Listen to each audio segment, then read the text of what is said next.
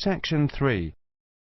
You will hear a conversation between Carlos, Melissa, David and Simona. First, you have some time to look at questions 21 to 30.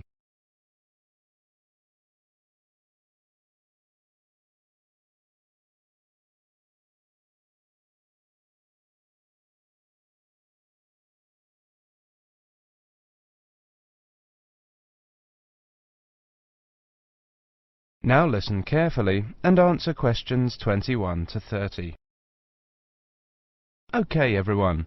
Let's look at what presentation tips we come up with for our next seminar, Melissa.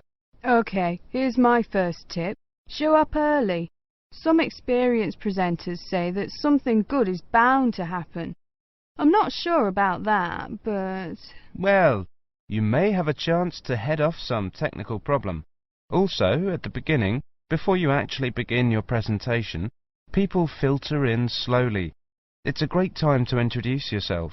Can't argue with that. Simona has some ideas about opening. Have a strong opening.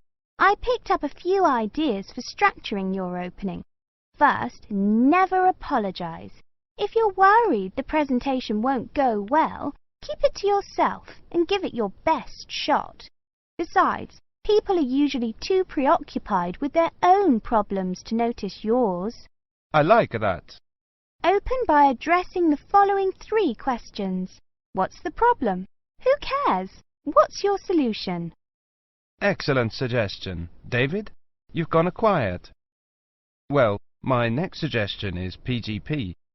That means that with every subtopic, you should move from the particular to the general and back to the particular. Even though the purpose of a subtopic is to convey the general information, bracing it with particulars is a good way to draw attention and promote retention. I've got another one. This might not be a tip so much as a law. Give everyone at least one piece of paper. A piece of paper is a record from your presentation. People can use that to help recall the details of the presentation, or better yet, to tell others about it. The next tip I have is know your audience. This is, of course, a general piece of advice for public speaking. See if you can find out what styles of information a presentation they are most familiar and comfortable with. Adapting your presentation to those styles will leave fewer barriers to the direct communication of your material. I like that idea. We mentioned possible technical problems before. My next point is that maybe speakers should rethink the overhead projector. Is one really necessary? I think that often is, but I agree with your basic point, Simona. Don't use one just because it's there. Maybe a good tip is to consider carefully what you're putting on your slides. Yes, David. That's a very good point to make. Slide content is, well, you don't want too much, too little. Carlos? Good point, both of you. Another point I have is to respect the audience. Don't condescend by dumbing down your lecture. Show them respect by saying what you believe and what you know to be the whole story. I also have a point about humour. I think that humour is generally good, but be careful with it. Humour in a presentation works best when it actually drives the presentation forward. If you find you're using canned jokes that don't depend on the context of the presentation, eliminate them. David? Maybe, Melissa, but always be very careful about jokes that put down a class of people. If you're going to alienate your audience, do it on the merits of your content. Also, avoid masculine or even feminine pronouns as universals. It can be a nuisance to half the audience. As universals, use the plural they.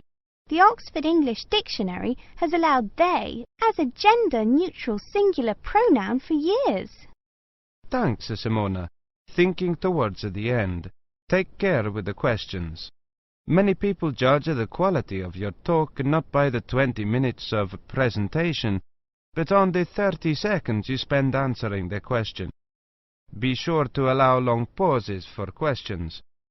10 seconds may seem like a long pause, when you're at the front of the room, but it flows naturally from the audience's point of view. Let people know you believe your material. Speak with conviction.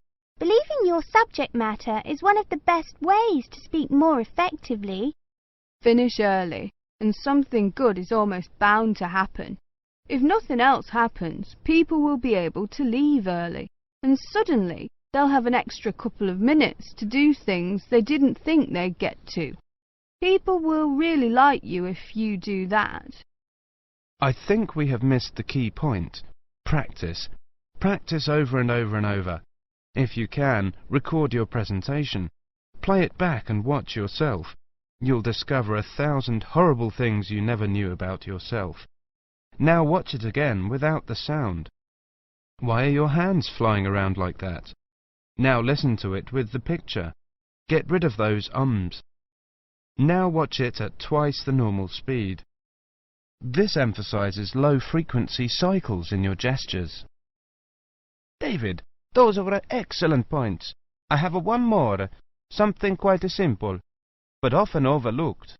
I read that the two most dehydrating things you can do in a modern civilization are live presentations and air travel. I don't know if it's really true, but the message is that the way to stay sharp is to drink lots of water. Take care of your body, especially your voice. If possible, avoid alcohol too. So, we've got to organise these points now. That is the end of section 3. You now have half a minute to check your answers.